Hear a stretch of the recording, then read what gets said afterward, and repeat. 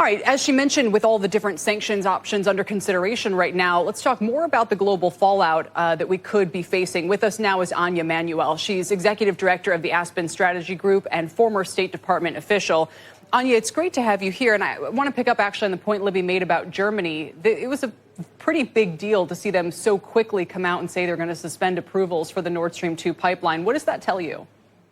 It was great to be here, Kelly. I actually just got back from Germany yesterday. I was at the Munich Security Conference. The Europeans are as united as I've ever seen them on this particular issue. That's not to say perfectly united, but I also was really heartened by the German chancellor coming out today and saying that pipeline, which was about to open and bring gas directly from Russia to Germany, is going to be on hold indefinitely, which is a really strong signal to Putin that if he actually really goes into Ukraine in a real way, he's woken up NATO. He's made the U.S. and Europeans as united as we've seen them in years and years. Right, which a couple of weeks ago it looked like the opposite might be true. When the U.S. was first talking about suspensions of Nord Stream 2, the Germans did not necessarily underscore that point in quite the same way. So this feels like a little bit of a change in tone that now is having the effect you mentioned. And do you think it's also changed the tone coming out of Russia today? You know, I'm not sure it's possible to deter Vladimir Putin. He is increasingly isolated. He surrounds himself with yes men. Some people I talked to this weekend who informally interact with him said, there might be something a little bit off. So I'm not sure how much the international community can do to really deter his actions, but it is impressive. And I think the U.S. government and the European governments and NATO deserve a lot of credit. I think they've been handling this crisis just about as well as we can do so far. Give me the best and worst case scenario for NATO in the, let's say, 10 or so days that we're facing.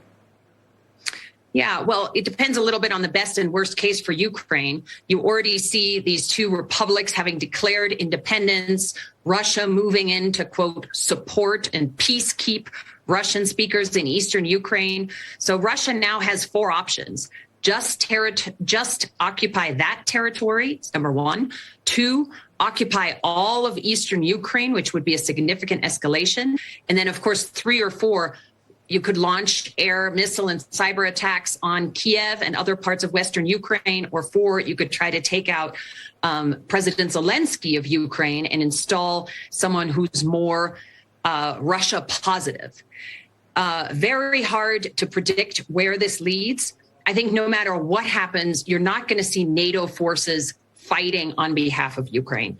I think every government has been quite clear on that, and there's no appetite. If you look at the opinion polls in the U.S., unfortunately, most Americans can't even find Ukraine on a map. There's no appetite for going in with American soldiers to support Ukraine. But there is, I think, going to be a lot of supplying of weapons and materiel to ensure that Ukraine can defend itself. And of course, all of those sanctions that Libby mentioned just in the last segment. How does Russia save face here if they do end up backing down in some way, shape or form? Yeah. I don't think they care much about saving face, unfortunately. One way would be to say, look, I just am supporting Donbass and Luhansk, these two breakaway regions, and everything else was just a military exercise. And then wait. That's very much Putin's playbook. Take one step, see what the international reaction is. And once things have settled down, maybe take another step. But ultimately, his goal really seems to be to destabilize Ukraine. And with that unbelievably historically revisionist speech, ultimately reestablish the greater Soviet Union. All right. Eye of the storm. We'll see if we are in it. Anja, thank you so much for your time today.